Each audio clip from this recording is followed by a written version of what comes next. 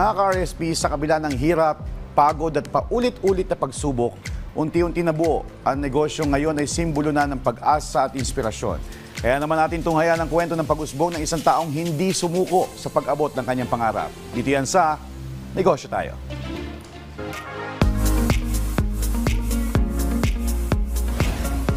Hi, Miss Rica. Good morning. Good morning, Miss Diane Medina. Alright, to start off, Miss Rica, tell us more about HTP Clothing. Okay, so eto parati kong favorite to kinukwento kasi yung paano kami nag-start. Nung bibili kasi ako ng milk and diapers for my baby, I was a new mom, my first baby. As in, nung pagtukot ko talaga ng wallet ko, magbabayad na ako sa drugstore, na wala pala akong pera, nanakaw siya. So doon ko naisip kung papaano ko makukuha yung nawala sa akin. Kasi iyak ako ng iyak pag uwi ko ng bahay, hindi ako nakabili ng milk and diapers for my baby. Tapos naisip ko lang magbenta ako ng used clothes ko. So, that's how it started.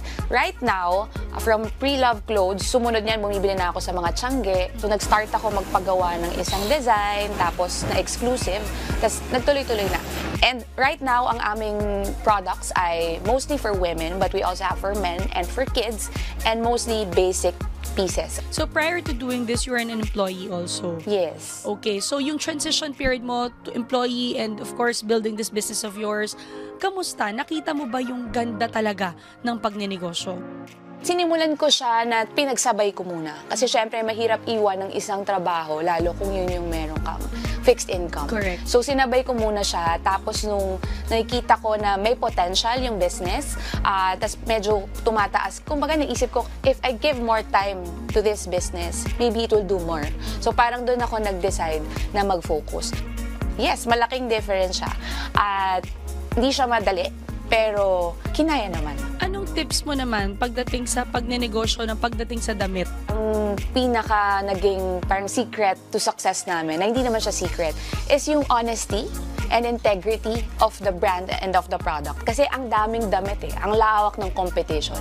Pero karaniwan dyan, parang mahahati mo siya agad na expectation versus reality, especially now online, na yung photos ang dali mo pagandahin, yung videos ang dali mo pagandahin. Pagdating sa'yo, iba palang quality. Yes, iba. Yun yung parang expectation versus reality. So, sa industry ng clothing, so napaka-importante na you are honest at yung what they see is what they will get when the products arrive. So ano bang tingin mo, bakit importante magnegosyo ang bawat mamamayang Pilipino? Sa panahon ngayon, it's very uncertain. It's important na meron tayo na second, third, or fourth stream of income. Mahirap mag-rely sa iisa. Para siyang third eye, na once nag-open yung third eye mo na yon sa business, parang tuloy-tuloy na nakakita ka ng opportunity sa paligid mo.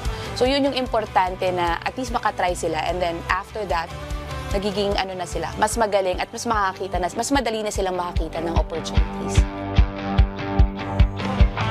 Hindi pera ang nagpapatayo at nagtataguyod ng negosyo, kundi ang mga tao na nagpapatakbo nito. Yan po ang mindset ng business owner na si Ms. Rica Del Rosario. Samahan niyo kami ulit next time mga kanegosyo para sa iba pang business stories na ibabahagi namin sa inyo. Kaya naman tara, negosyo tayo!